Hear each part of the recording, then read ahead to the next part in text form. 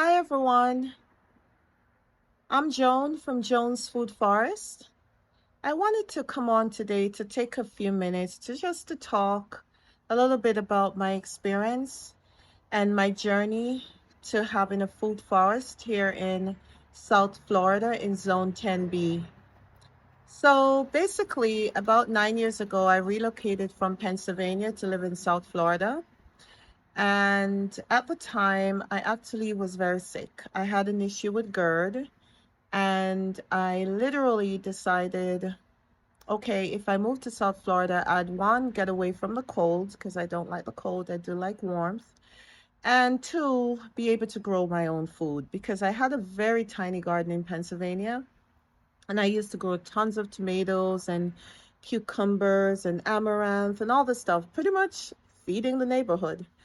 So when I moved to South Florida 9 or so years ago, I decided, great, it's warm all the time. This is going to be a perfect place to garden. Well, I had some reality checks. So basically, I started out a small garden in my backyard in Zone 10B again. And honestly, it was one of the most disappointing experiences I've ever had. I planted at the time, I think I put in some potatoes and carrots and stuff. It was July, tomatoes, and everything died. I was so confused. So the next year, I planted some tomatoes again, and one morning they did very well. One morning I went out there, I had about 200 beautiful tomatoes on a two tomato vines, and I went back and I decided, okay, the next morning I'll go out and I'll harvest and I'll have a ton of tomatoes. Literally the next morning I went out and I had maybe 700 caterpillars over these tomatoes, just totally destroyed the crop. And I was so disappointed. I moved on and decided, you know what? Gardening is not for me. I can't do this. Well, one of the things I didn't realize is that what you do up north, you definitely cannot do here in South. So I went back and I started researching. I started watching a ton of YouTube videos. I watched folks like Jerry's Garden, Wild Floridian, quite a few people, and learned a lot. I then started researching and understand that you need to understand the zone and when it's the best time to plant. So that was when I started understanding my zone, deciding what to plant, and had a little bit of a success, right? Then from there, the pest. I was just completely inundated with pests. And then I would buy all the non-organic stuff and spray the garden and all the stuff. And I just knew there was something wrong.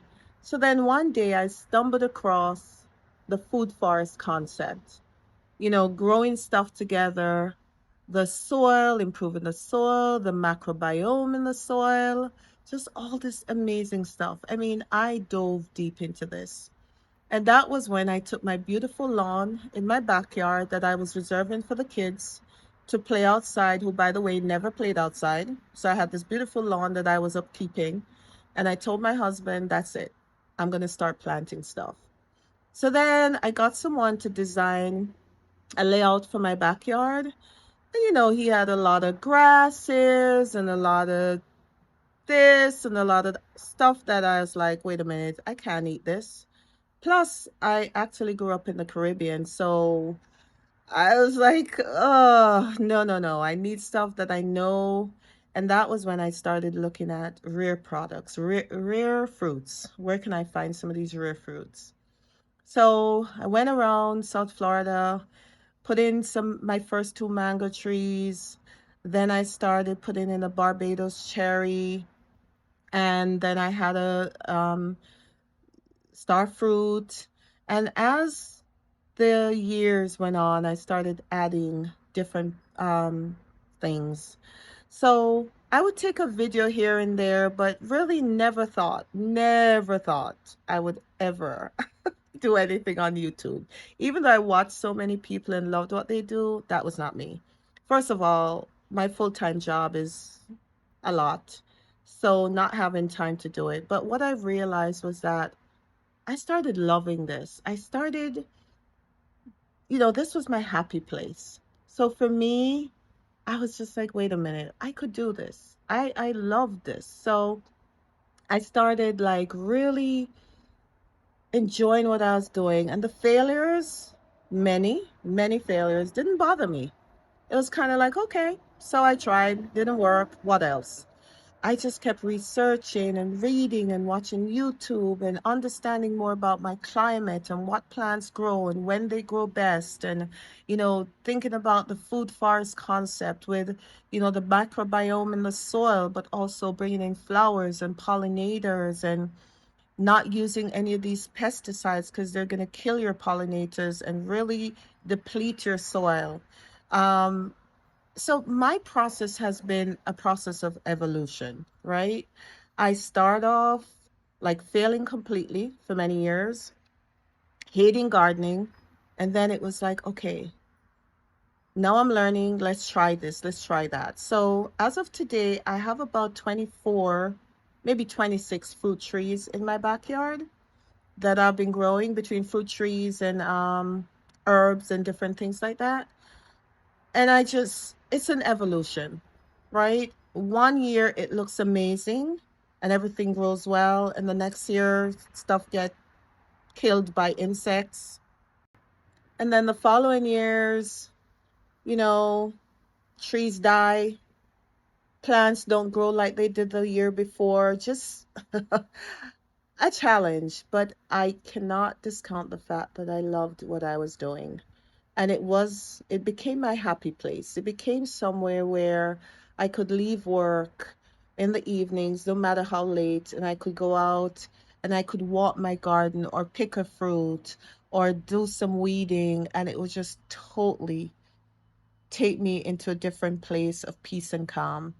So that for me became critical. So all of a sudden I made that switch from, you know what? If you do not get a single produce from your garden this year, it's okay because you loved planting it. You loved taking care of it. If one day I go out and something eats my entire mango crop, oh, that's terrible. But you know what? At least I was able to grow mangoes and at least it was warm. So it just became that thing of, again, my happy place, that thing that gave me peace, that thing that gave me joy to just go out and walk my garden in the mornings. So I just want to say that if you are in that place of not sure how to start gardening, start in a pot. Buy some pots, grow some stuff. If you want to start in your backyard, gratification, quickly growing crops, crops such as Barbados cherry. My star fruit tree produces 3, 4 times a year. Bananas, some of those easy stuff that you once you put in and they get established, you don't have to worry about. Start there and then build upon that, right? So just find joy in it. Don't be disappointed. I do organic gardening today. So I swear every pest in South Florida knows my yard. I don't know. I guess people are spraying so they don't go there, but my yard, everything. Whiteflies, mealybugs, ants. I mean, it just doesn't stop. But at the end of the day, I love it. And I just want to encourage anybody who wants to do this, go ahead and do it. Don't take it so seriously. Don't take yourself so seriously. And find ways to cheaply do it. I started off buying a lot of soil and fertilizers and whatever.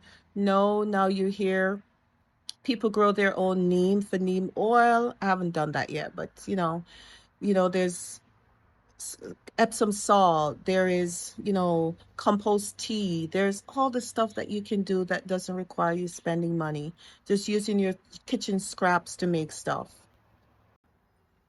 So that's a little bit about my story.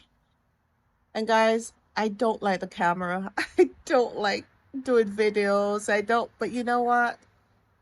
I think I'm gonna get over this. I'm typically very outgoing, but I'm not a camera person. but this has been very helpful for me just to go out and share and do. And it's easy because I'm talking about what I love to do. All right, folks. I hope you learned something today. Subscribe to my channel. Would love to understand what are some of the topics you'd like to ask me to like to hear about. Again, I'm no expert, but I have done this now for about 7 years. I think I've made every mistake I could possibly make. I think I've done everything wrong that I could possibly do wrong. But now I'm doing stuff better and I'm doing them right. So hopefully I can share some of my knowledge. If you have any questions, just let me know in your comments. Subscribe, comment, share. Would appreciate it. Take care. Bye.